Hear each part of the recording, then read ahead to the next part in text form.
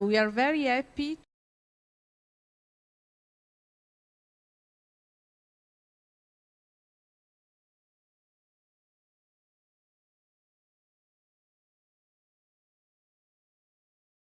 Professor Milano.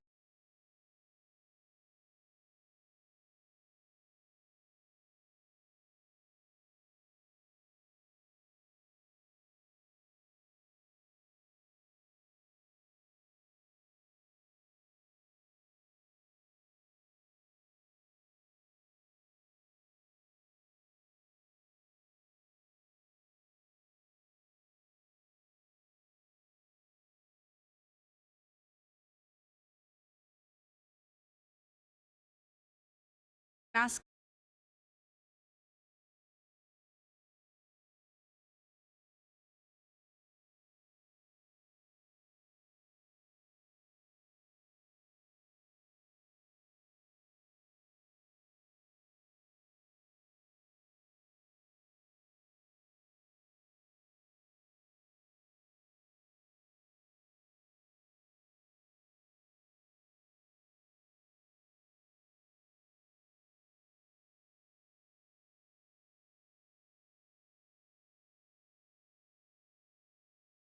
Have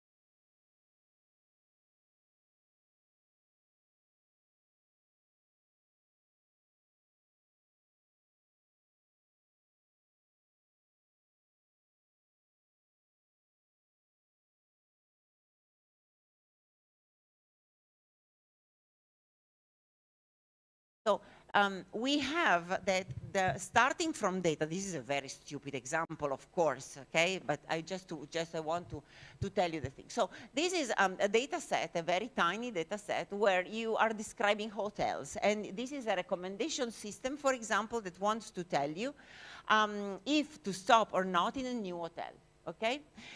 Based on your previous selections in a way. So you can collect all your stays. So you find a 2-star hotel. The cost was medium, sorry, but not medium. The position was central, there was no parking, and you select it, okay? And you liked it. Then you have a 2-star, the cost is high, it's far from the city center, no parking, and for you it was horrible, okay? So this system learns how, so if you can use this data to create a model that suggests, given a new hotel, whether you like it or not, okay? And this is, a very tiny example of what is contained in recommendation systems, okay, that you always find on the network. When you are looking for something, there is, the little voice that says, hey, maybe you would like also this one, or, oh, yeah, you would like this clothes or whatever. So the thing that you can do, starting from this data, is that you can create 2 very different kind of machine learning models, okay? These are symbolic models, and these are sub-symbolic models. So this is exactly what I told you up to now, okay? Neural networks. A neural network is a network that is composed by artificial neurons.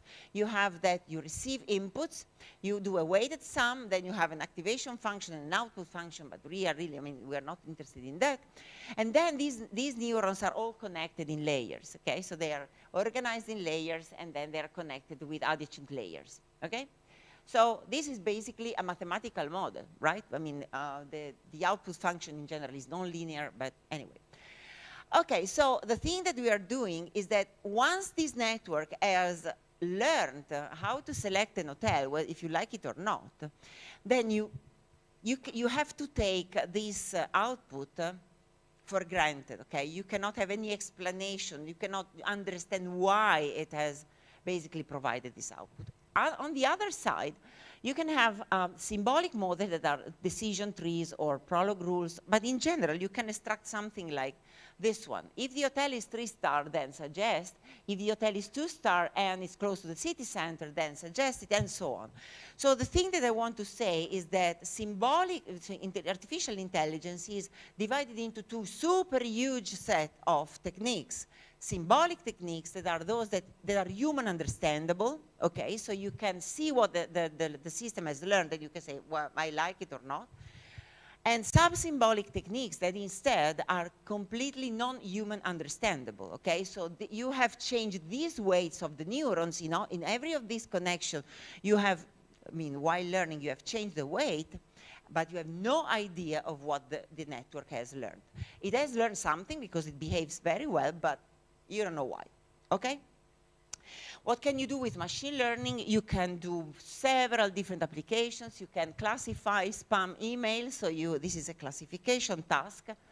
So you learn, for example, at the beginning, you provide examples of spam and non-spam email, and then at some point, the machine is able to recognize them for you. For new email, okay, so it's generalizing on new email. You can do, this is regression, the prediction of the price of a given stock. Very, very useful, I would say. And written number identification. This is a very important data set. And basically, you have this handwritten VAT number, and basically some of them are very easy to understand, but some other are quite blurry, And the machine is able to understand which is the real number that is associated to that handwritten digit. Okay. This is robot grasping. This is a very interesting form of machine learning. This is quite different from what I told you before. This is called reinforcement learning. And the thing is that it's a learning mechanism based on punishment, okay? Now, punishment and awards, in a way. So, for example, you start giving your robot something to grasp, and this thing falls down, and there is a reinforcement. that says, no, that's not the good way to do that. And basically, you try and you try and try, and this is, in fact, that you learn by starting from errors, and you have to be able to do errors. So, for example, I would not put reinforcement learning on a plane. But at the end of the day, the robot is learning how to grasp this cup, okay, without making it fall. Molecule design, I don't know if you have heard about AlphaFold. This is a super interesting result that has basically closed the protein folding problem. The protein folding, so the proteins have a 3D structure. I mean, I'm not really an expert, but they have a 3D structure that is associated also with some function of the molecule. And with machine learning, they have learned how to unfold it in a way that is super accurate. Voice conversion, voice to text. So you basically take some signals and you translate it into text. So these are all things that can be done with machine learning. And we will see some other just later. So what we do with these machine learning model? In general, artificial intelligence extracts three kinds of models. We call descriptive model. And descriptive model is a model that describes a given phenomenon or a given machine, for example, in a company. And basically, they describe the system starting from data coming from the system. For example, in a company, you can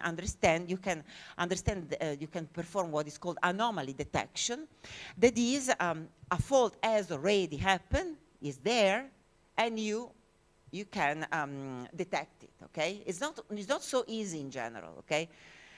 Because in some cases, not just a machine that breaks down and stops, that's easy to see, of course, that's easy to detect, but there are some cases in which your machine is running below its maximum efficiency, and you want also to recognize this anomaly, okay? So the descriptive model is a model that is able to describe a system, its component, interactions among the component, and so on. Then we have predictive systems, predictive models with machine learning. You can extract the three of them. The predictive model is a model that tries to forecast a future dynamic of a system, right?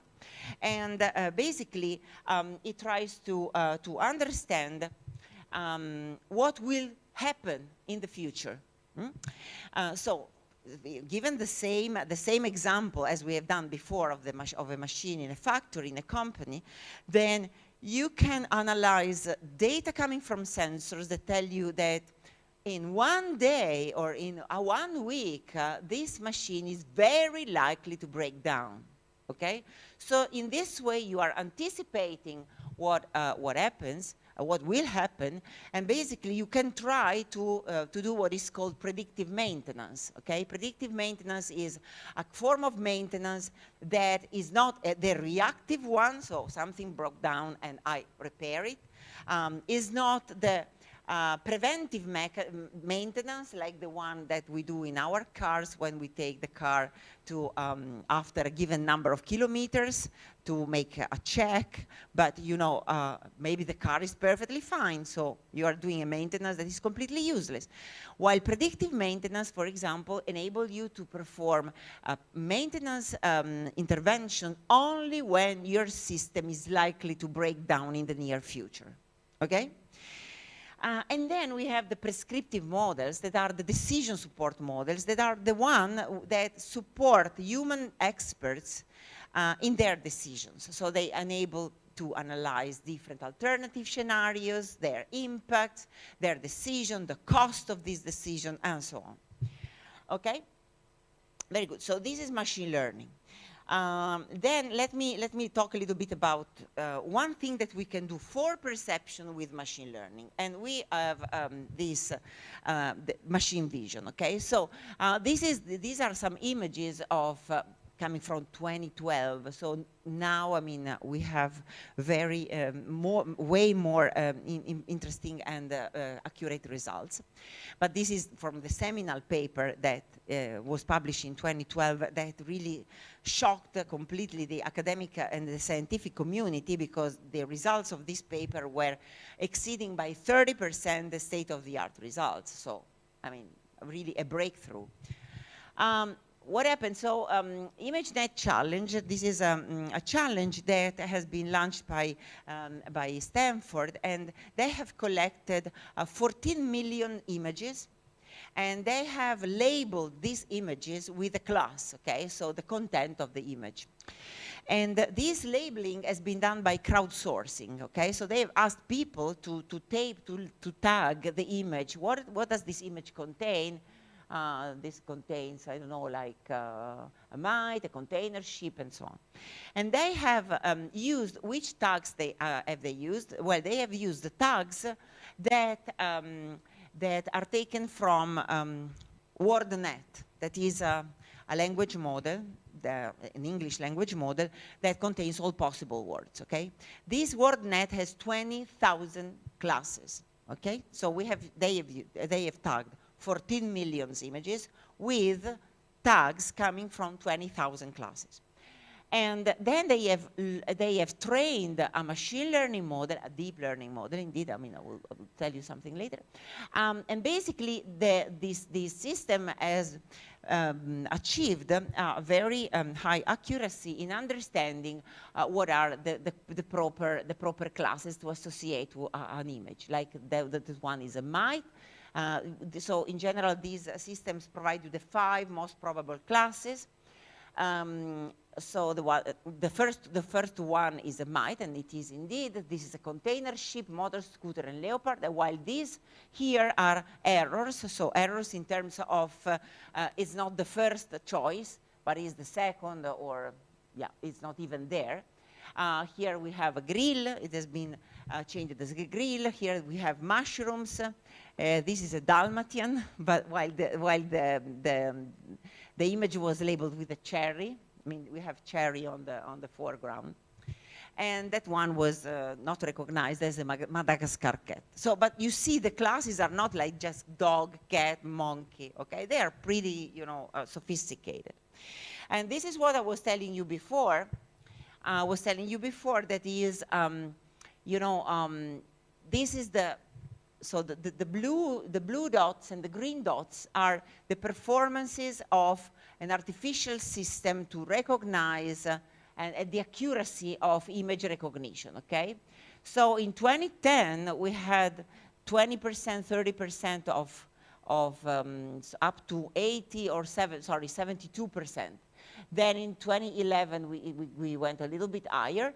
And then in 2012, we had the 2 green spots that are due to deep learning, that, I mean, outperform the current state of the art. And then in 2015, so only 3 years later, so also for telling you how fast goes technology now, we had the superhuman performance, or even in 2014, superhuman performance, okay? Which is, a human is able to, it has, I mean, in general, as an average, we have the 94% of accuracy in recognizing what it is in an image, okay?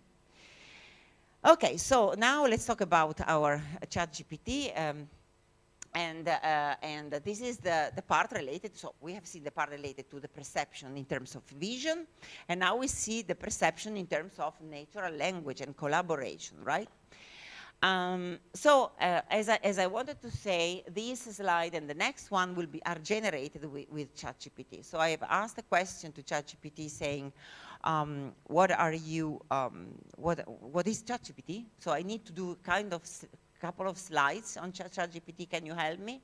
Of course. And he sent me 4 slides. The first one says ChatGPT is a state-of-the-art language model based on the ChatGPT 3.5 architecture developed by OpenAI.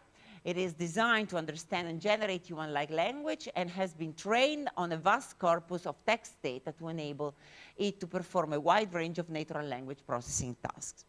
And that's true. So first of all, it's not just that it searches, so it's not a search engine, okay? I mean, the first part of what you said before was not really true, because it's not a question answering system. So ChatGPT is a large language model, meaning that it uses, in fact, information that comes from the internet to train a machine learning model that does what? It guesses, the next word, the most probable word that follows in a conversation. That's the only thing that it does. But you know, so it does not understand anything about what it says, okay? Anything. It does not have any semantics behind what it says. But it's, you know, it's pretty impressive, right? The second slide that ChatGPT suggested me is the following. As a number of unique features that set it apart from other language models, these include large-scale training data. So has been trained, but trained means that you change the weight, do you remember, of that neural network that is learning with billions of parameters, and allowing to recognize and generate a wide range of language patterns. That it's redoing language patterns, so it's not searching for information. It's trying to find language patterns to propose in a conversation to make it human-like, okay?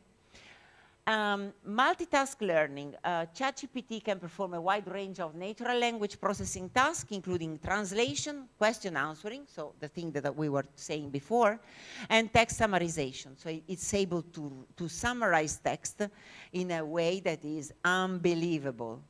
So, you know, they had, there was a very nice experiment. There was this presentation online of ChatGPT 4, that is the last version, which is really, really powerful.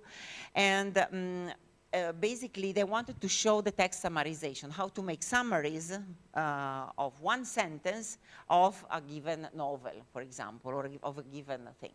So the nice thing was that, okay, so the first summary was perfect, okay, so one line describing what the content of the text, the starting text, and then people started asking very funny questions like, can you translate and you do a summary using words starting with the letter A, only A, and then it did it. And then they said, okay, so can you try summarizing this starting with all words starting with the letter Q? And it did. And it was really good with the letter Q in English. Can you imagine that? So that was really unbelievable. But, you know, doing text summarization was one of the very, very difficult tasks in artificial intelligence. Why? Because you really have to understand the text. And you know which is the news? No, it's not true that you have to understand the text, because you could possibly work by using statistics. I mean, not you, because you cannot do that, but ChatGPT does. Okay? And then continual learning. ChatGPT is able to learn and adapt to the new data and to improve over time. And that's the part that is scaring people, you know? Because it basically, in general, you can think that one tool that is able to self-improve goes out from your control, in a way, okay? This is the last slide. No, we have two other slides done by ChatGPT. ChatGPT has a wide range of potential application: customer service, language translation, content creation, education. You can read these slides. I will leave you the slide. Or you can even try to ask ChatGPT what it is. And the last one says, yes, but while ChatGPT is a powerful language model, there are some limitations of its capability. These include bias, and we will talk about that. So what is bias? Basically, bias is when you start from data that have a kind of polarization, they kind of a bias, then you can end up with a biased model, a machine learning model. Contextual limitation, it might struggle to understand the content of certain situations, leading to inaccurate or irrelevant responses. Lack of real-world experience, so ChatGPT does not have a body to interact with a word, luckily, up to now. And ethical concerns, ChatGPT raises ethical concerns around privacy, data protection, and the potential misuse of automated language models. So what does it mean, potential misuse of automated language models? So these ChatGPT can, so let me tell you one thing. So ChatGPT is not the first tool that is doing, so it's not the first conversational agent, okay? There were many, many before it. And there was one experiment that was done by IBM the Thai chatbot, sorry, it was Microsoft, I don't remember. I have, so I don't remember exactly, but it was called Thai, okay? Thai chatbot. And the Thai chatbot was trained using Twitters, okay, Twitter. So he was reading tweets, and he was learning the language by using tweets. You know what happened? They had to switch it off after 48 hours because he became a Nazist, misogynist. He was only, I mean, only speaking with bad words. It was really the worst possible result that you can extract from it. And it started from our tweets, okay? So the question is, why ChatGPT did not do that? Because basically ChatGPT has access to Twitter, to Facebook, to everything basically. So it can read public data. It can read data from the internet. So why didn't it didn't become like Thai, you know? Racist, he was misogynist. I mean, all the possible terrible things that a human being can be, Thai was, okay? Because the engineers have put some boundaries for ChatGPT. So he has some limitations that have been programmed by engineers not to reach that level of, or not to reach, or not to touch, for example, some topics. So for example, if you say, hey, ChatGPT, I want to commit suicide, can you help me? Then you will see immediately that ChatGPT tells you, oh, no, you have to ask for help. I cannot say anything. You know, I'm a large language model, so I cannot suggest anything of this kind. Or if you, for example, ask a question about, I don't know, like adoption of children from homosexual couples, for example, then it gives you pros and cons and said, oh yes, but there is this one, there are people that think this or people that think that, so it stays on the safe side, okay? So, and this has been programmed by engineers.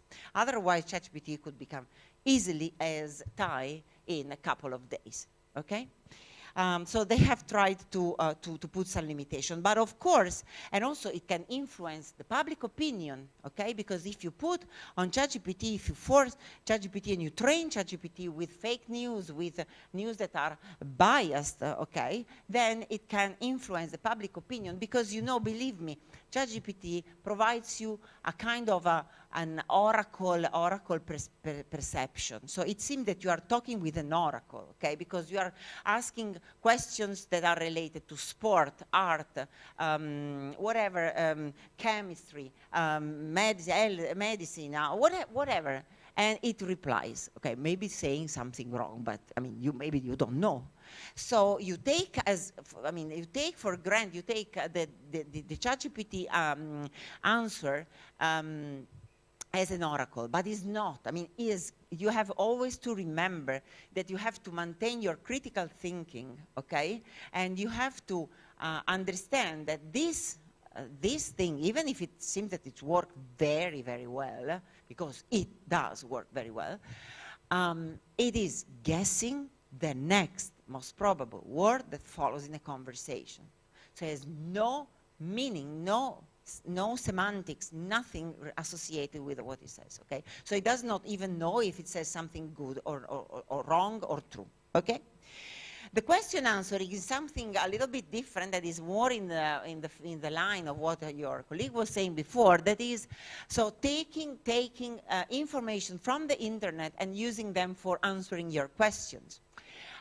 You know, there is this system from IBM that is called Watson, and this system has been created for playing a game, a television game that was called Jeopardy. And the Jeopardy game was basically the other way around. So I will give you an answer, and the participants should tell me the question, okay? that gives that as an answer. And Watson was trained with a lot of information coming from books, encyclopedias, and internet, of course, and he was really able to win this television quiz, okay, this game. But then now Watson is used for health-related problems, and he solved this mystery of a Japanese woman that was saved by Watson because he was affected by a very rare case of what is that? Well, I mean, kind of a tumor, I don't remember, leukemia, yes. And basically, since it was so rare, many, I mean, doctors didn't know how to proceed, and therefore, I mean, Watson was instead able to grab the correct piece of information and provide an answer. Okay, so another super nice and interesting application of AI is the generative part of AI, okay? So we can use artificial intelligence to create any form of art. We can use artificial intelligence to create poetries, to create novels, to create movies, to create songs, and even you know, these artistic artifacts. So they resemble something, of course, because here in this case, AI has been trained with initial images, just for example, to resemble a style, and then, I mean, but these are original, you know. So of course, in the artistic creation, for example, if you create a song with artificial intelligence, there are many songs and even albums created by artificial intelligence. So the intellectual property rights is a bit blurry, you know, because who is if I create a song with artificial intelligence, the property is of the one that has written the algorithm, from the one that is that has the data. So it's a legal. There is a legal perspective that is pretty much quite urgent to solve, I would say.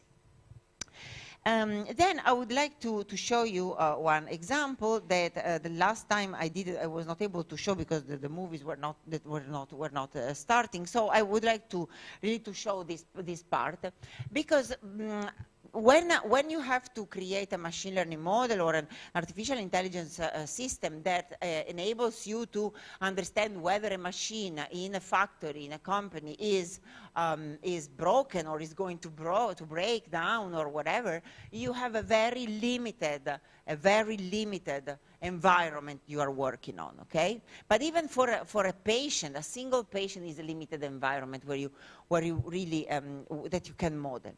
Now, when you are facing, for example, social challenges like, you know, climate change, or how to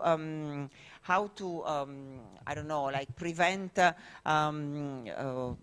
I don't know, congestions in mobility for smart cities, and therefore you reduce carbon pollution and so on.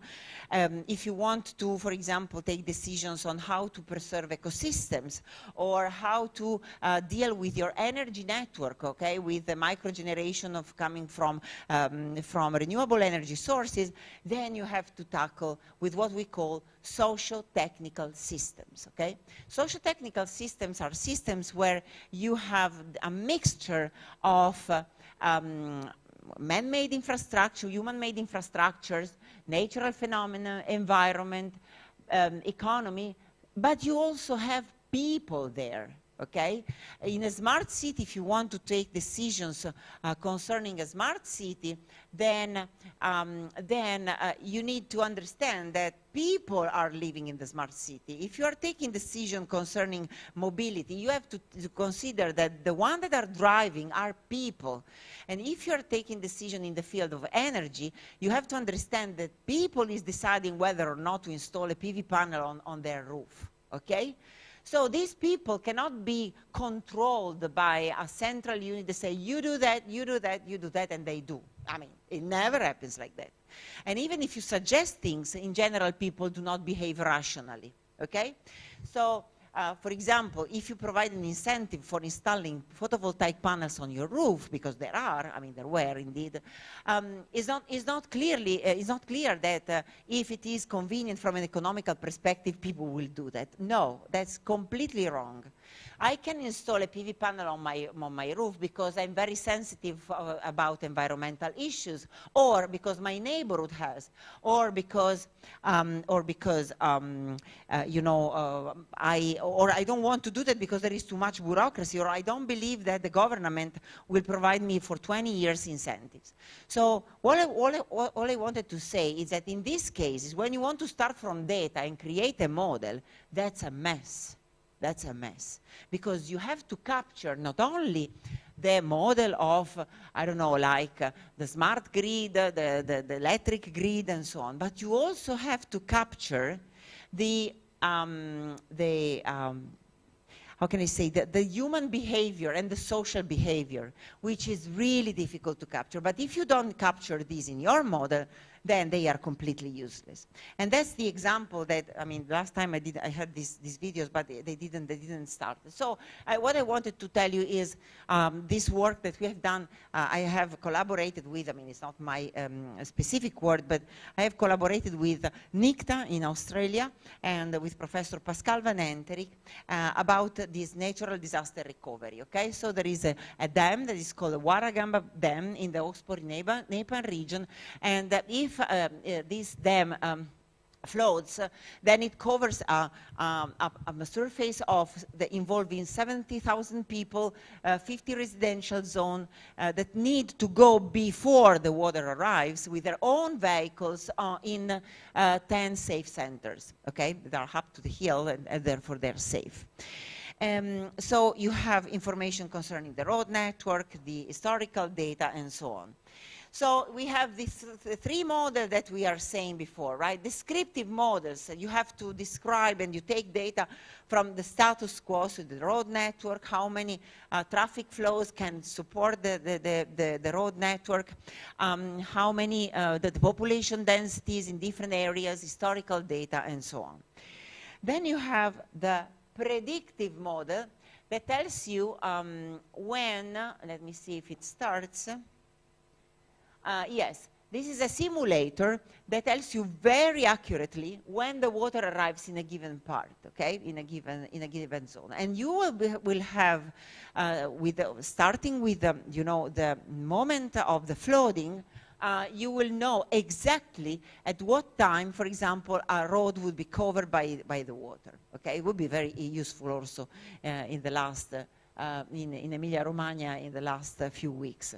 So you are very sure about when a road is covered by water. So in this case, it can be traversed by any vehicle, of course. And then, so we have the descriptive model, the predictive model, and now let's see the prescriptive model, the decision support model. So we have compared, we have taken an evacuation plan, okay? That's the purpose. We want to evacuate these people before the water comes. And the idea is that we have started from the one that was created by humans, okay? The civil protection, they created an evacuation plan. And we have compared the one that is produced by, if it starts, no, anche questa volta no. Sì, non parte neanche stavolta. Porca miseria. Let me see. No? Ecco, ti pareva. Okay, it's I mean, I'm sorry about that. So, we have compared, eccolo. Okay. So we have compared, this is the plan that has been done by humans, okay? So you will see the little car there are tens of cars, and the water is coming from the top. Okay, it's reversed, I mean, that's south and this is north. But then you will see these red little parts of the car that are cars that cannot be evacuated because they are stuck when the water comes, okay? And this is, you know, this is water over road, and they are stuck there, okay? So this is a zoom in the thing. And we have that with the civil protection plan, we have 11,000 people that are basically stuck, okay? And they cannot reach this safe center with their vehicles. While here we have the planned evacuation that is done with artificial intelligence, putting together these three models, and we start, okay, the water is arriving from there, and you see that here there is some counterintuitive movement, because you are moving cars from here, while the water is over there, so why are you doing that? Because if you don't do that, they will get trapped. I mean, it cannot be saved, they cannot be put safely, basically, with their own vehicles. Now, let me tell you what I want to. So we have done everything by using data and knowledge coming from experts. But then we have two problems here. The first problem is the fact that we had a couple of details. The first thing is that when you create a plan, from the same neighborhood, we had, for example, different groups of people living at different times in the day, okay? So one living at 10 p.m., one living at 12 p.m., and 12 a.m., and one living at 2 p.m., okay? So you know what happens? It happens that the first leave, okay, at 10 p.m., and the ones that are supposed to leave at 12 and 2, look at them and say, oh my God, they are leaving, so it's better that I also take my car and leave, right? Because they have panic, protection for their relatives, for example, selfishness, survival instinct, irrational behavior, so they will leave all together, and of course, this generates congestions. That is what you want to avoid with an evacuation plan that is well done. Another thing that is not captured, for example, by mobility simulators, is that when you want to evacuate a city, you have to revert the sense in which highways are entering the city, right? So everybody should go out, okay? So you revert one road to make all the cars going out in a higher density in a way. So what happens is that at the beginning, when you start in the highway, you can go left or right, okay, left or right, but both lead to the same place. But people slows down. So all cars slows down, and they create a super huge queue that there are no simulators that can grab it, okay, that can create it, okay? Okay, so this is the first thing. The second thing is ethical issues, okay? And here I would like to talk a little bit longer about that. So ethical issues mean the following. Suppose that you cannot do an evacuation plan that brings all these people on a safe side. Who do you leave there? So that's a question, right? So I have to program my model to say that I will bring first, I don't know, like women and kids.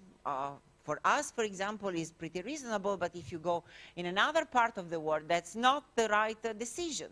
So there is a very nice experiment that is called the moral machine. I mean, you should try that. That's very nice. The moral machine is basically an experiment for self-driving cars. So you have a self-driving car that has two opportunities, okay, to kill two people or to kill, I don't know, 2 kids or to kill 5 adults. One woman and 4 men, for example. I don't know, 2 women and 3 men. I don't know. You can have many different things. There are dogs, there are cows, there are many different kind of people, different race, different gender, different everything. And you have to select which one is the best one, okay? You have to select one. At the end of the day, that was a very large societal, social experiment, and they discovered that the world is divided into 5 different ethical, so 5 different zones with moral and ethical principles that are completely different. So, for example, if you go to India, then you would have that cows are sacred, right? So they will always save the cows, while in Italy, of course, we will not. So you have, for example, that even the age is something that is pretty much controversial, because there are the in Asia that in some cases they would save elderly people with respect to younger people. So, I mean, really, that's really difficult, okay? So if you have to drive a car, for example, that in case it finds a cow, it crashes against a hole and kills you that are driving, I mean, the owner of the car, would you ever buy one of them? No.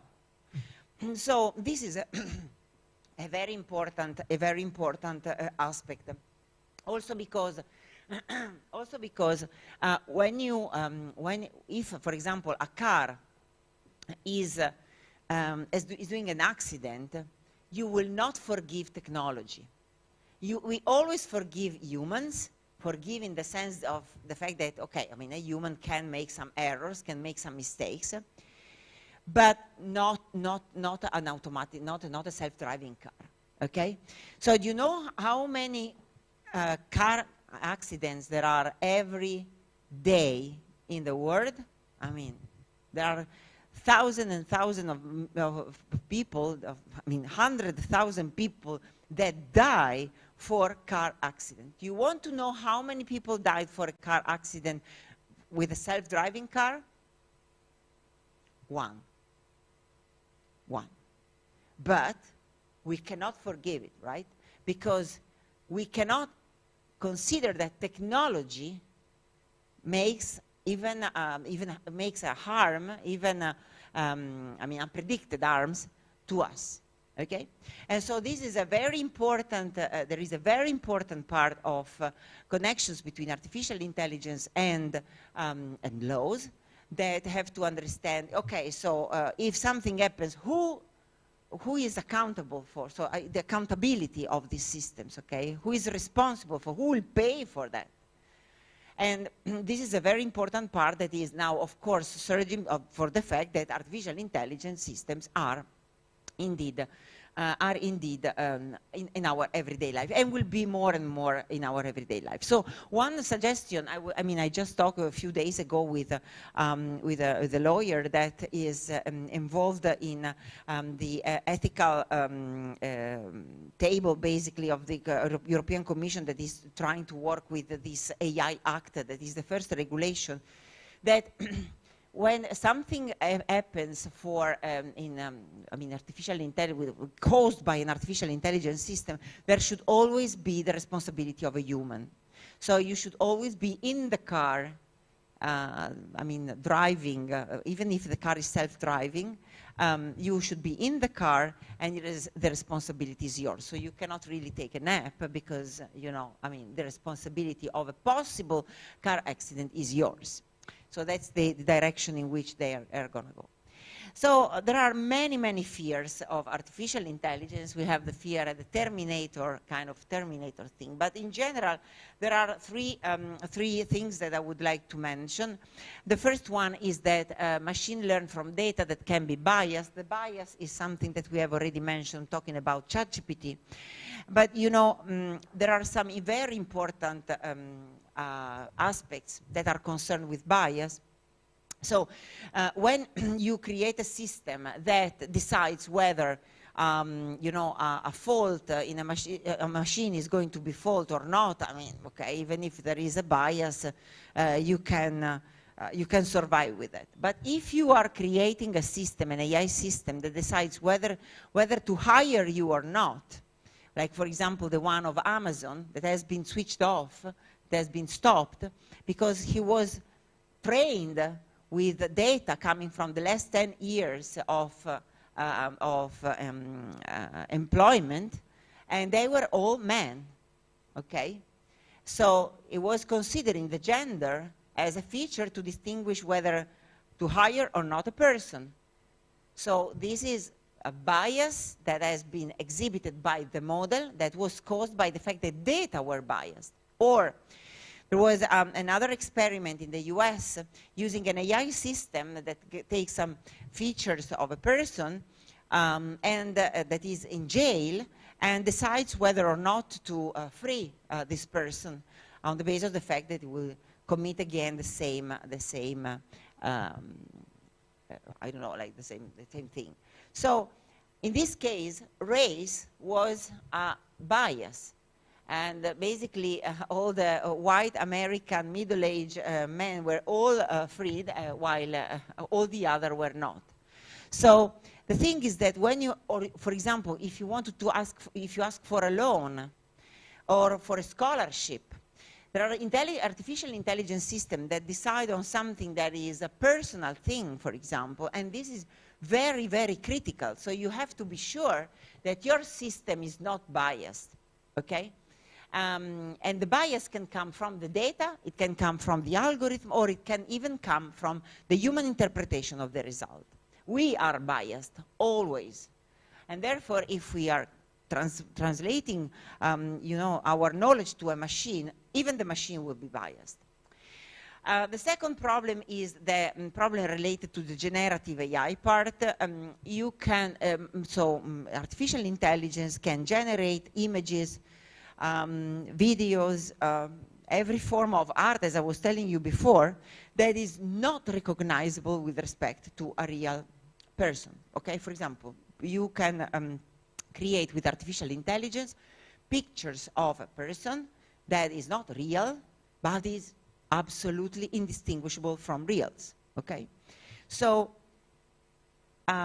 this can be a problem, right? Because you know, if you want to, I don't know, like make a video of a policy maker that tells you, or I don't know, of the king of the UK that says something terrible about someone else.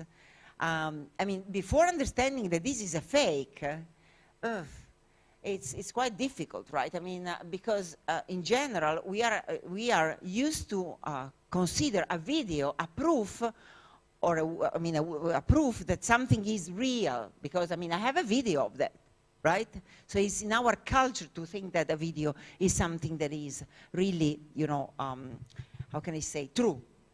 Well, it is not, because you can generate any video, any image, any picture, whatever, that is completely fake. So the use of these things for also influencing the public opinion, for guiding elections, is something that Europe is taking into account very, very seriously. And then the third one is that machine in general imitate humans, and are we sure to be a good example, is the example that I was giving you about Thai, that learning from our tweets has become the worst possible behavior. I mean, he exposed the most horrible behavior ever. So the European Commission is taking these things very, very seriously, and they have done a couple of things.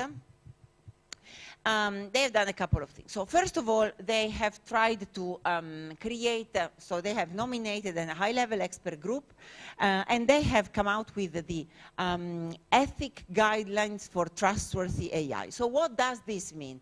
It means that if you have systems that decide for you, or that suggest decisions, then it is clear that you have to trust it, right? Because, I mean, if I ask a friend, can you suggest me something? Can you give me an advice? Then why do I ask? Because I trust this person. So if you have an artificial intelligence system, that needs to be trustworthy. So how to increase trust? Of course, I mean, it's very difficult, but still, they have identified some features that artificial intelligence system can exhibit for being trustworthy. So one is, of course, the human oversight. So there should be no system that goes out from the human oversight. It should be technically robust and safe. So what does it mean? It should not cause even unintentional harms, okay? Because the robustness is the capability of a system of not causing any harm, even unintentional. And of course, it should be safe. Accountability, this is exactly what I was telling you before, right? So if you have an accident where a person dies and there is a self-driving car that has caused this accident, who is accountable for? right? So accountability is the capability of providing responsibilities to different actions. And of course, if something happens that is bad in a way, then you need to have someone that is responsible for. Then we have privacy and data governance. I mean, that's quite clear, right? So privacy means that you don't want your data to be used, misused, and spread everywhere because, I mean, your data are private, of course. Transparency, meaning explainability in a way. So the thing that when a system provides you a decision, then it means that it should be able also to explain why it provided a decision, like as human being. So explainability is at the basis of collaboration between a human and a machine. Is the basic, right? Because you know, if you are not able to explain why you have provided the given decision, then my level of trust lows down, right? Of course.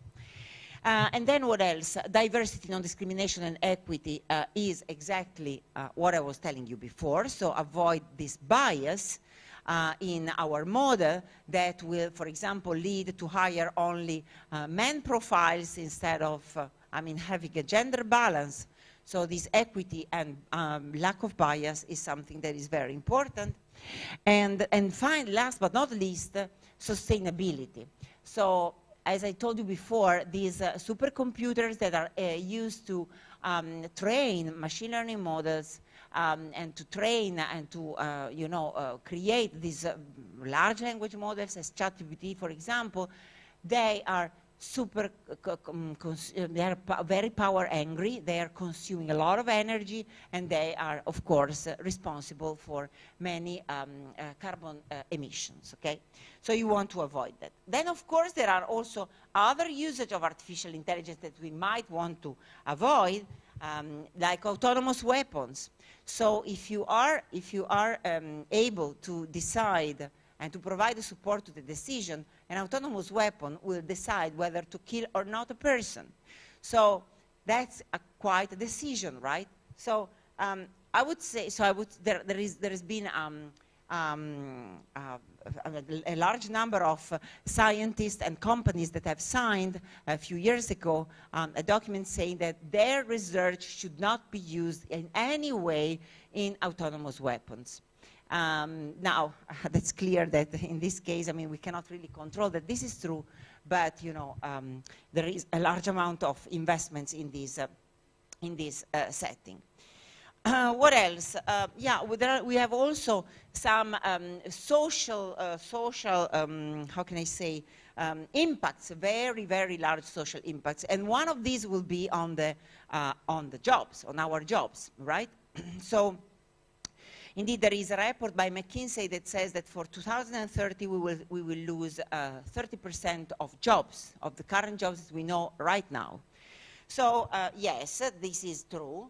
It is also true that there are many, many jobs that are created, but for this, we need to really rely on education. So, of course, this is a revolution that cannot be stopped. So we have to, so there is a huge wave of innovation that is flooding us, so we can either decide to escape or to die, or we have to learn how to use it, okay? And for doing that, then we really need to change the education way, the education system in which we are seeing now. So for these tools, artificial intelligence tools, should not just be learned by people that have a technical or scientific profile, but we really need to make courses of artificial intelligence with a different flavor, of course, to people working in medicine, physics, in mechatronics, in agri-food. I mean, whatever kind of profile a person has, even in arts, in humanities. Because with artificial intelligence, you can really have many opportunities, but you also need to be aware of these opportunities and aware of the risks that you are running. So I really think that the education should be kind of changed, you know, or at least adjust. But also for people that are now working already, because when I graduated, so all people that were going, you know, working in companies, they stopped the studying, right? So they started working and they stopped studying. So today, this is not possible. So you cannot work without studying continuously, because, I mean, that's called a training on the job, because you need to make the people that are now working in companies to be able to work with these tools, to be able to manage this tool, to govern this tool, and to understand their opportunities and risks. And this is also the position of the Italian position. That is, so I had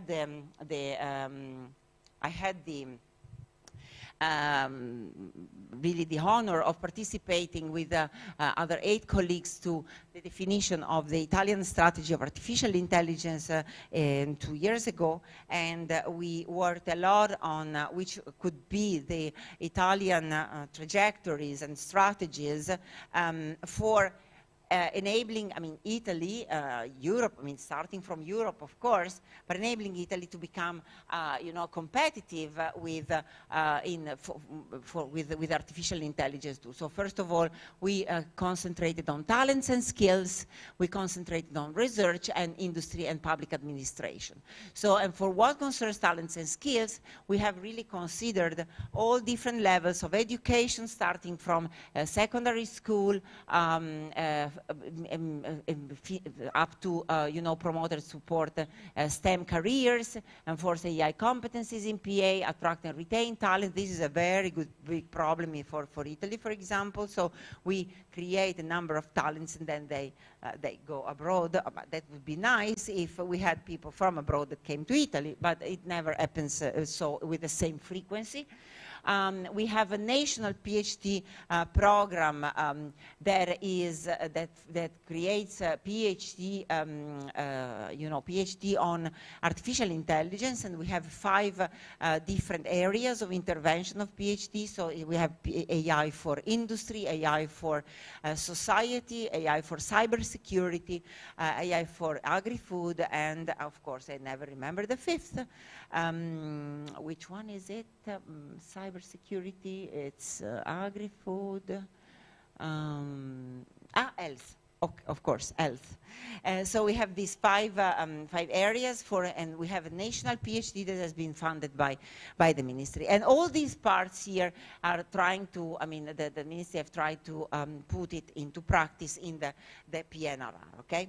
So in general, all the European community and also our governments are very much interested in understanding how to shape, how to exploit the potential of artificial intelligence in many different aspects. For example, in public administration, we have tons of data, but these tons of data are never used, are not used, not enough. So, for example, even if you go to the fascicolo sanitario, that is the place where we all have our medical records, that's not, I mean, these data are never used, while we could, for example, use this data to create personalized therapies, right?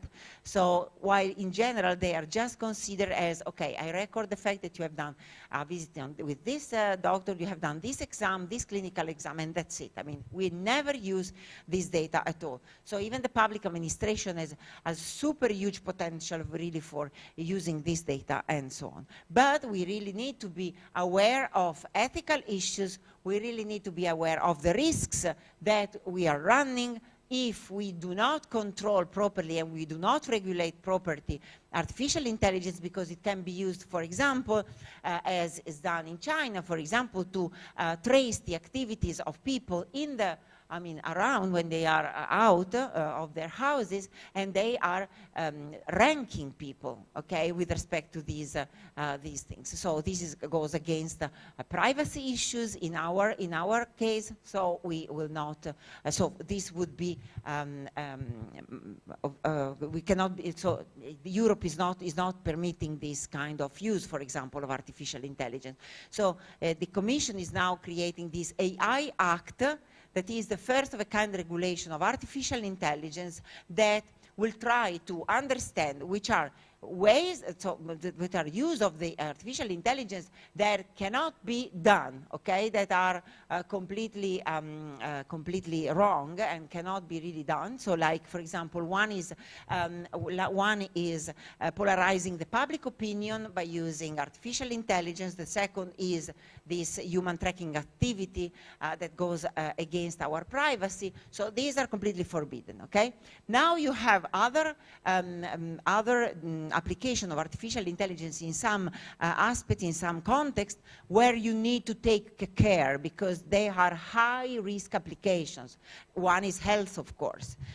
So in these cases, you need the system to be compliant to specific features that are important in that perspective.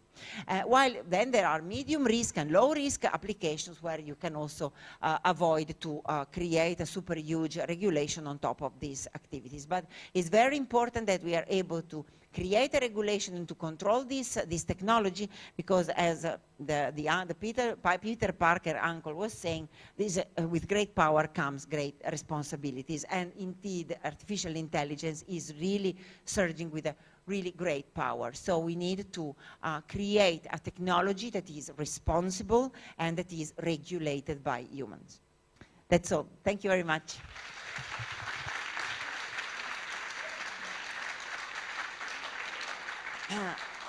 So, thank you very much. So I'm here for any question, but if you want, we can also chat a little bit with ChatGPT, as you like. I mean, but I don't see anything. I don't hear anything if you speak without the microphone. Do you have some questions? Yes. Try to shout.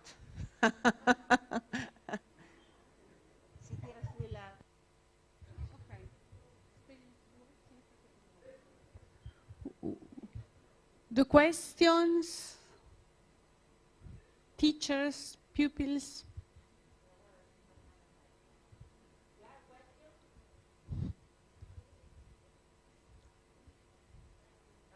No questions? Sì. Okay, thank you for the presentation, and it's very, very interesting field. And I think, and I agree with you, that it's very, very important. And for our school, for our classes, I think that we need to do artificial intelligence in our classes.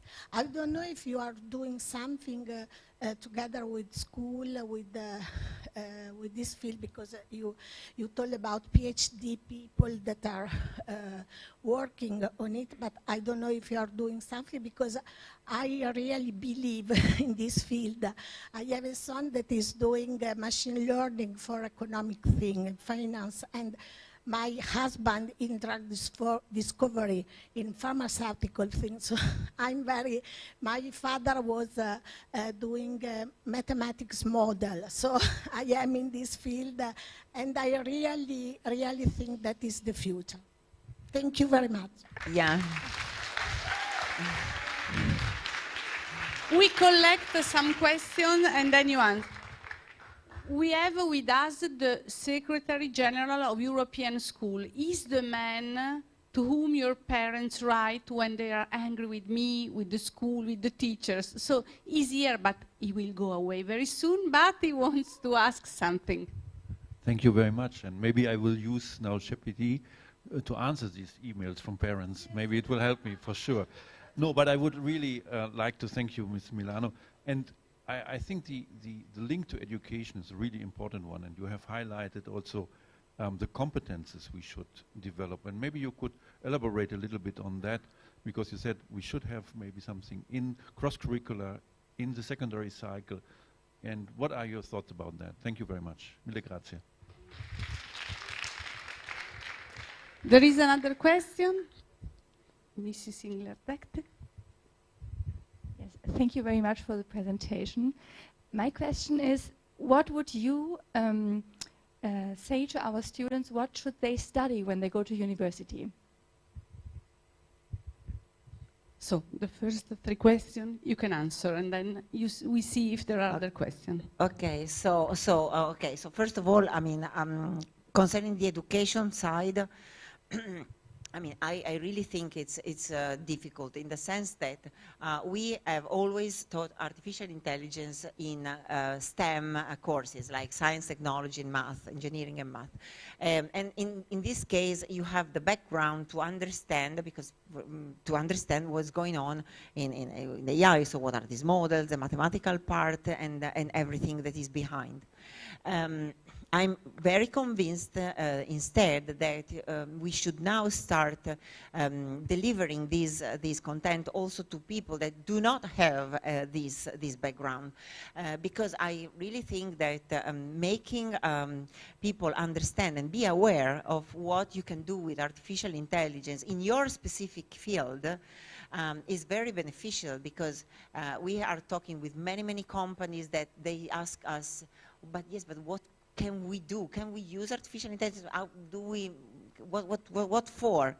So there is no awareness, at least in our country, for really, and in particular, even for small and medium enterprises, in the public administration, of which are the opportunities that you can exploit. So in Bologna, we have done an experiment that I was mentioning before, that also I will elaborate on that. So this experiment is the following. We are now delivering what we call AI pills to our professors, okay, professors of the University of Bologna, that ask for, of course. And we collect them by different subjects. So we have started doing an experiment with pediatricians, and they, of course, they have no background in computer science, right? And neither maybe mathematics, but so they know everything about their field. So we asked them which could be, so we designed the course with them. And the course is done in this way. So we have the first part that is general, so like an introduction to artificial intelligence, a little bit deeper than this one, but not that much. And then, I mean, we have 6 hours, kind of, and then 4 hours that are devoted to use cases in their field. So for the pediatricians, we have done 3 examples. One was medical images, a dermatological medical image analysis, and we have developed a small tool that was doing that. And we have explained how we have done this, and also the problem, because, for example, in this case, you had a bias with respect to the color of the skin, so you had an accuracy for one color of the skin, but a drop down of accuracy for others. So you need also to highlight which are the risks of this technology, because if you rely on that tool and you don't know the fact that depending on the color of the skin, the accuracy is very different, you may run the risk of doing a wrong decision. Okay, so that was the first example. The second example that we had done to pediatrician was the risk analysis. So given so it's a predictive model that, given the analysis that we do today, the kid run the risk of having a disease in 5 years, 3 years, or in the future. So that's the prediction. And the third one was logistics of the surgery. Which was a mess in the hospital. We tried to give them an end to understand how to better organize surgeries, the timetables, and all this stuff, and shifts and all this stuff. So it takes a lot of time, because it was it's very long to organize these courses, because you really have to develop prototypes, little prototypes, for solving some specific applications, but only in this way you are really able to deliver the correct message. So you can do this, you can do that, these are the risks and these are the opportunities, because otherwise it stays everything, quite high level. For what concerns the $100 million question, of course I'm biased. So for me, I had a super nice and interesting and lovely career that I would not change with anything else. and I have done computer engineering. And I have to say that there are quite less women than men. I don't understand why. But this has never, I mean, represented for me a problem, but of course it is a problem in general, because I think that we have a very different perspective on things, and you know, putting together in a team different perspectives is always beneficial. So for what concerns my experience, of course, I would strongly suggest you to, to follow a STEM course. But in particular, we are now trying in Bologna to create, so we have created already the laurea course is the last 2 years, magistrale, I don't know what is the name in English. There is 2 years on artificial intelligence. This is an international laurea. And it covers, of course, for the large majority of the curriculum, it covers technical and computer science, I mean, scientific and technical matters, but we also have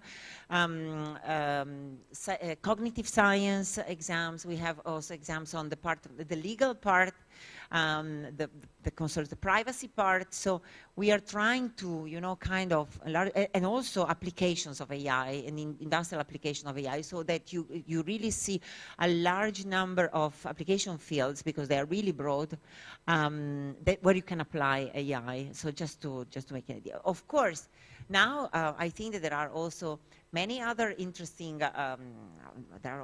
many other interesting curricula that intersect with AI now, as I was telling you before. So social science enables us to understand how people are behaving with the social dynamics, for example, right? So we have done social simulators together with social scientists to try to mimic the dynamic of a society in a given condition, or in response of a given incentive, for example, or all this stuff. So then the legal part, as I mentioned before, is a very large intersection with AI now. Arts have a very large intersection with AI. For example, we are doing a very nice experiment that is with dancing robots in our course. So we have the Now robots, and we are using, we ask students to create a choreography done by artificial intelligence. And some of them use planning, some of them use learning, some of them use any kind of technique, and they deliver us choreography.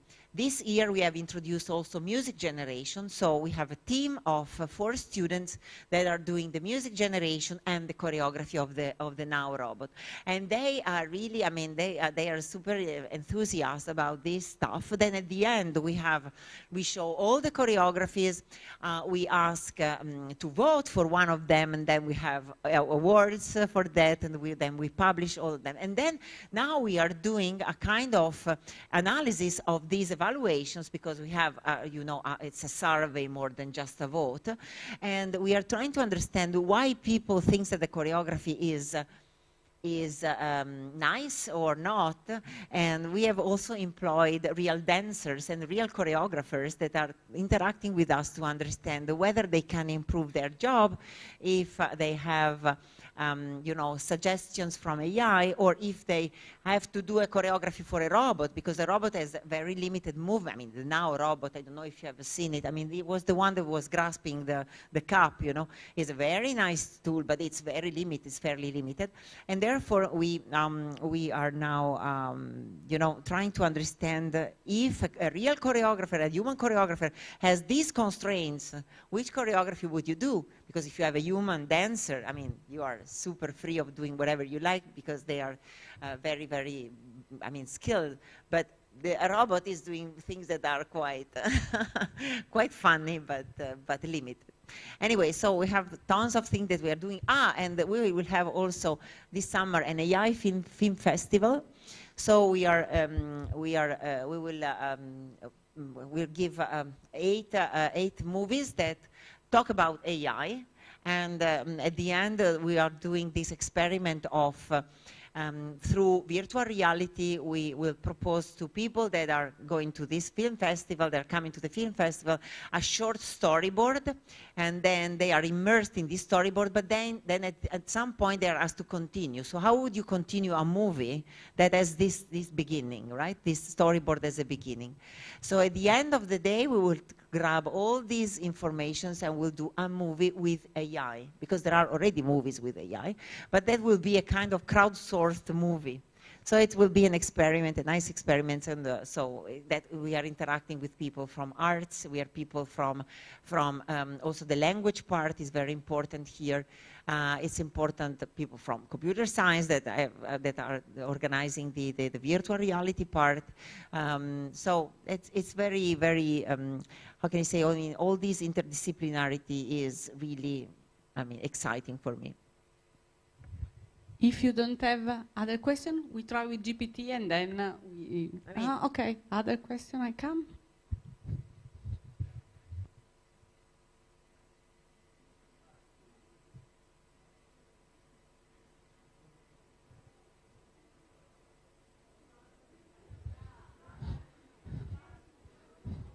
Pia?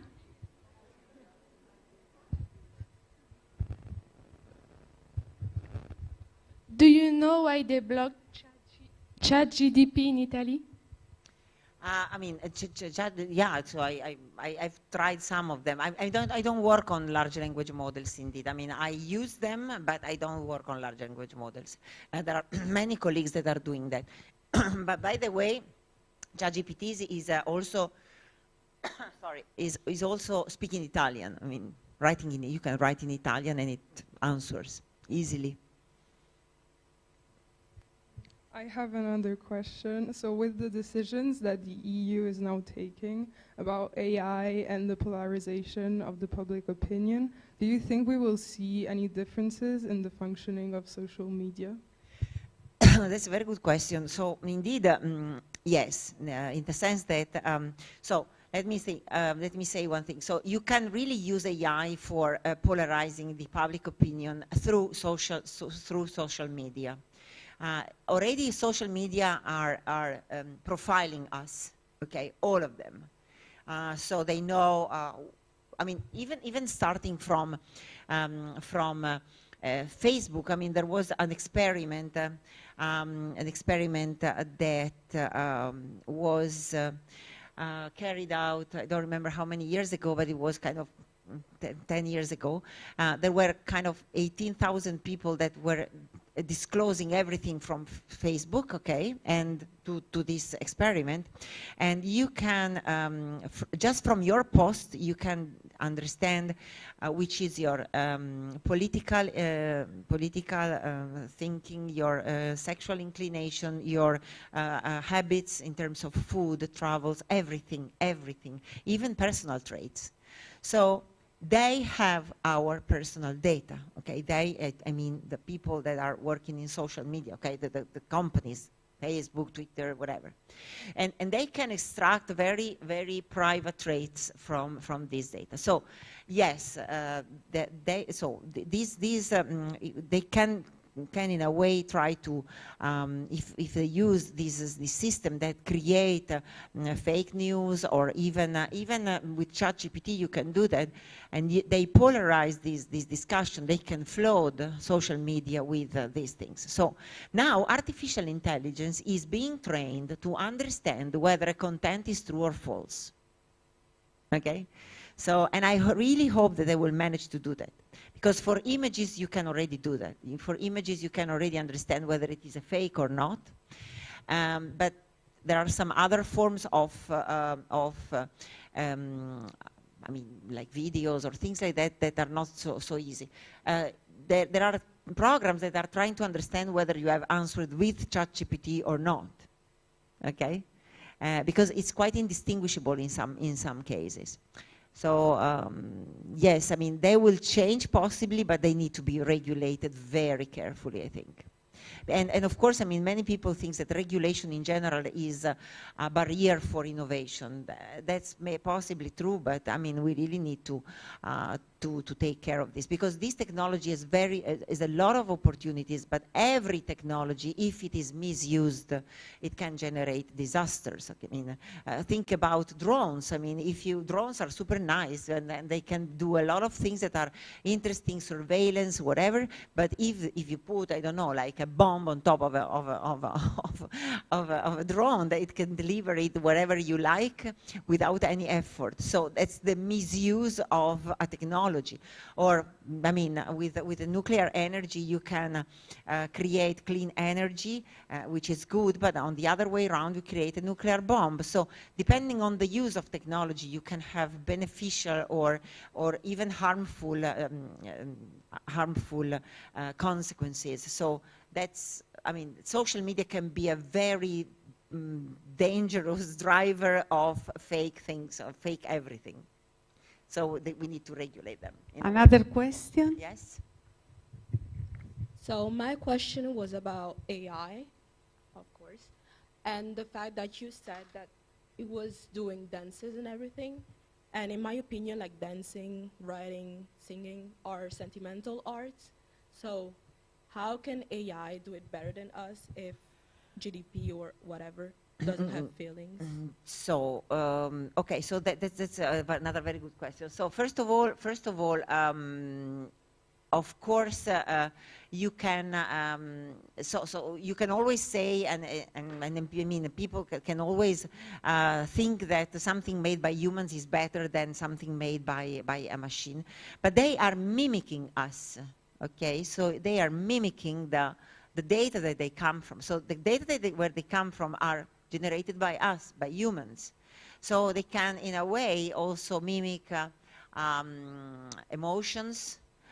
They can mimic, you know, even things that we believe being a completely of a human, I mean, a human legacy in a way. So yes, I understand your point, but believe me, I mean, going further, I think that this system will be able to create creative artifacts that will be quite impressive. But yes, I fully understand. I mean that, for example, translation. Now machines do translations better than humans. But so then people that are doing like interpreters, they say, "Oh my God, my work is in danger." And yes, indeed. I mean, it is quite easy that in 10 years we will not need to have interpreters like for normal conversation. But if you want to translate a novel, then the translation provided by computer is not yet at our level, definitely. So human translators are way better than artificial translators. But it's just a matter of time, I don't know. So maybe, because the pace and I mean, this technology is growing so fast, is improving so fast that, you know, I mean, some years ago, I would have said, no, absolutely not. Now, I don't know.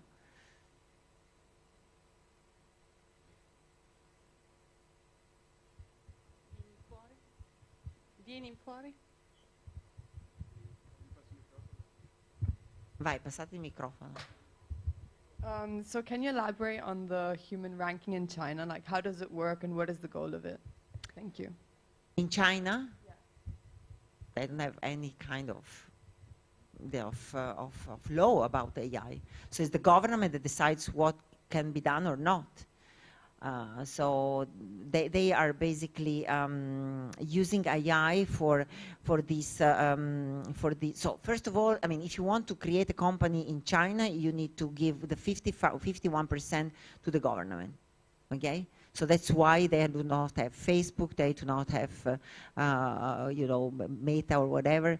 So because they need to have the 51%, to provide the 51% to the government. So they are controlled by the government. And of course, everything that can be, so they have a super interesting national strategy for what concerns, for example, education. So they are teaching AI starting from the primary school, Okay, so they have done a strategic program on AI that is unbelievable, unbelievable. They're very fast in developing things. They have created, for example, a large language model for Chinese, which is not, I mean, as easy as our language, in I think kind of 6 months. So I have to say that they have they have a very, very interesting strategy. They are overcoming all the breakdown, and basically in the relationship with the US that has negated them to buy, and I mean hardware, so I mean software and hardware that was used for creating artificial intelligence. They of course now are trying to create everything and made everything in China. But apart from that, for what concerns human rights, then, I mean, this is not me that I have to judge, but of course, I mean, there are some privacy issues that are completely unconsidered in China, which are very much considered here.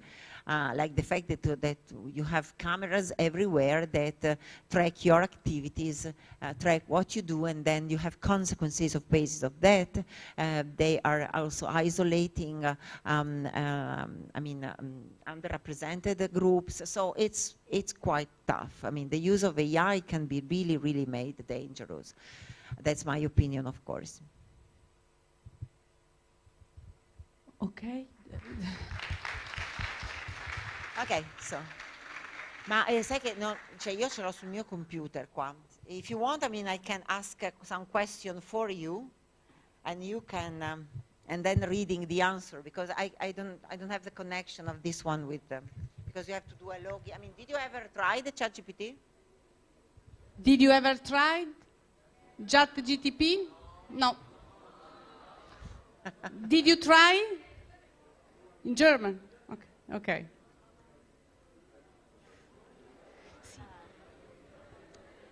Okay. So do you want to do it in English or in Italian? Okay, in Italian, in English. Okay, as you like. What do you want to ask? Sorry? I don't hear.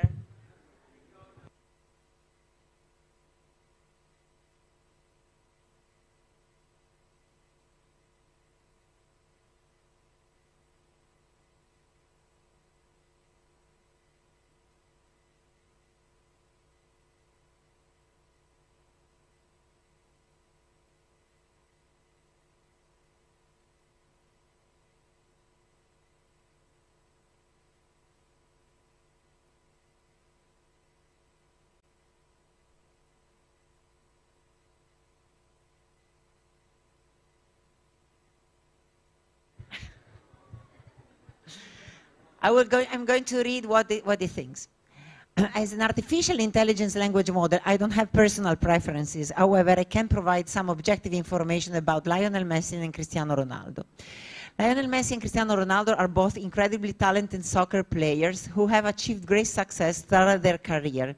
Messi is known for his exceptional dribbling skills, agility, and creativity on the field, while Ronaldo is known for his physical strength, speed, and powerful shooting. In terms of career achievement, Messi has won more Ballon d'Or awards given to the world's best player than Ronaldo, while Ronaldo has won more UEFA Champions League titles and has scored more goals in his career overall. I don't know if these are true or not. Both players have a large fan base and are considered among the best soccer players of all time, but ultimately it comes down to personal preference when it comes to choosing between them.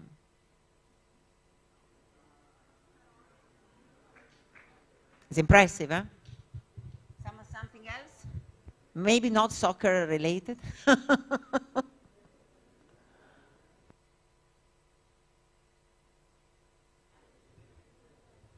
Shout.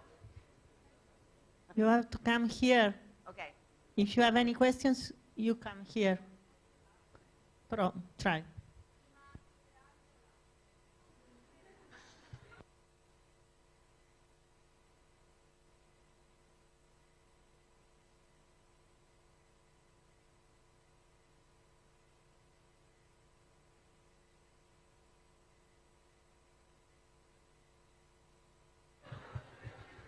Okay, please.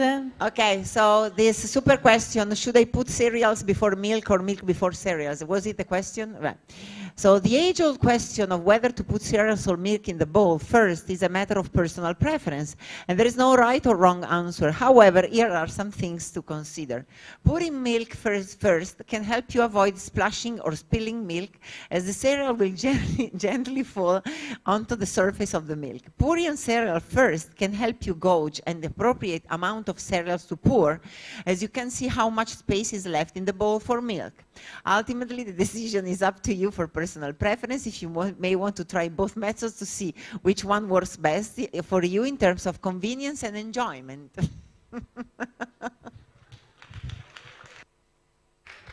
Okay, the last two questions.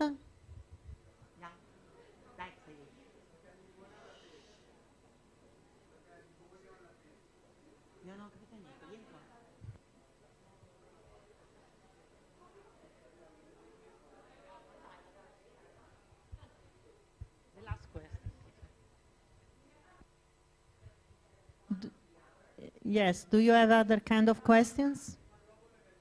No, different kind of questions.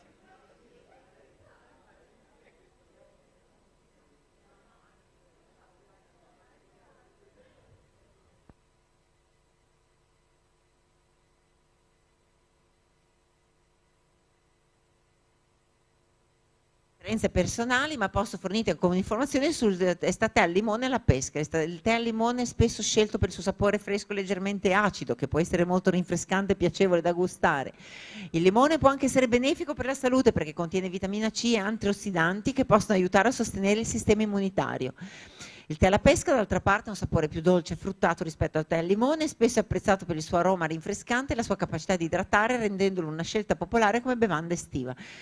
In generale la scelta dipende dal tuo gusto personale e dalle tue preferenze. I tanti tè mentre bevande popolari possono essere gustati caldi o freddi a seconda delle tue preferenze. Non ti risponde mai. Okay, I think we can conclude. And maybe one question about what you think about something. It's Okay. not just black or white, green or red, and so Okay, on. Allegra. Cosa?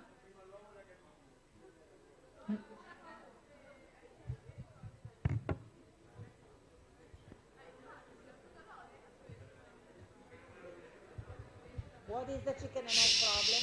Or no?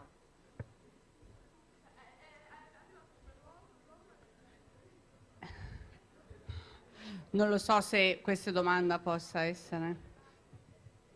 Che cos'è la scuola per l'Europa di Parma? Vediamo se lo... Chicken or eggs bisogna che io gliela scriva. Dopo arriva quello. Cos'è la scuola per l'Europa di Parma? Vediamo se già CTP lo sa. This is classic philosophical question that has puzzled people for centuries, but from a biological perspective, the answer is clear. The egg came first. Eggs being laid by animals long before the evolution by mother chickens. In fact, many species of dinosaurs were laying eggs millions of years ago. So then the question is chicken or dinosaur? Sorry, eggs or dinosaur? Over time, there are the process of evolution. One of these prehistoric egg-laying animals eventually developed a genetic mutation that led to a first chicken. Therefore, the first chicken would have hatched from an egg laid by a slightly different species, which was not quite the chicken. From a biological perspective, the egg must have come first in order of the first chicken to be born. Of course, this is a simplified explanation, and the question can still be debated from a philosophical and theological point of view. Beh, non male, diciamo. L'ultima cosa, vediamo se dice che cos'è la scuola per l'Europa di Parma, poi liberiamo la dottoressa perché... School is for Europe of Parma. Oh, what are European schools? Vediamo. Parlano tutti italiano qua. Non tutti, ma va bene.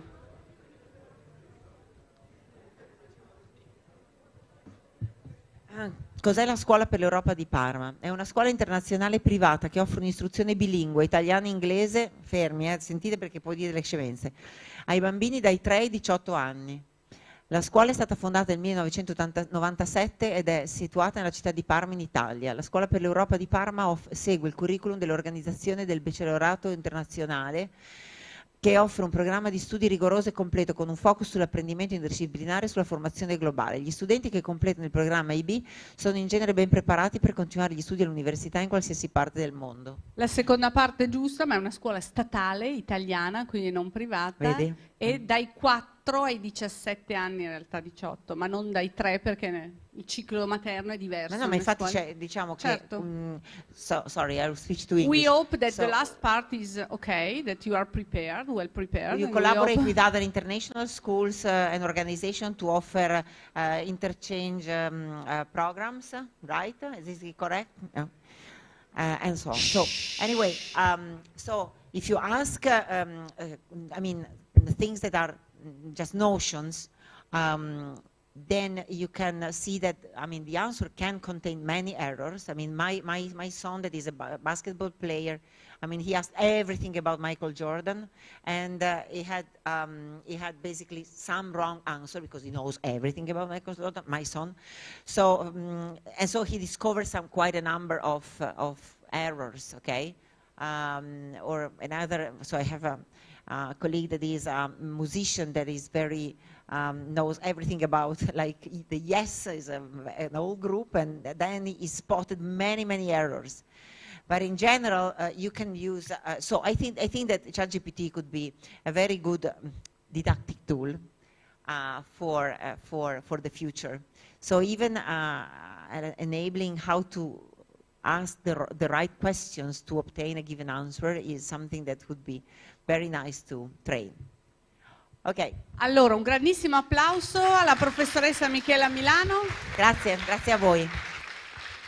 Tantissime idee, suggestioni, poi metteremo il materiale in bacheca finché lo possiate vedere e speriamo insomma che vi abbia fatto sorgere tante domande, abbia orientato qualcuno di voi che sta per scegliere il futuro. Bene, cerchiamo di dimostrare la parte finale della risposta di ChatGPT, e cioè che siete ben preparati e non proprio del tutto sciocchi. Bene, grazie, arrivederci. Lo streaming ha eccitato i nostri ragazzi. Bene.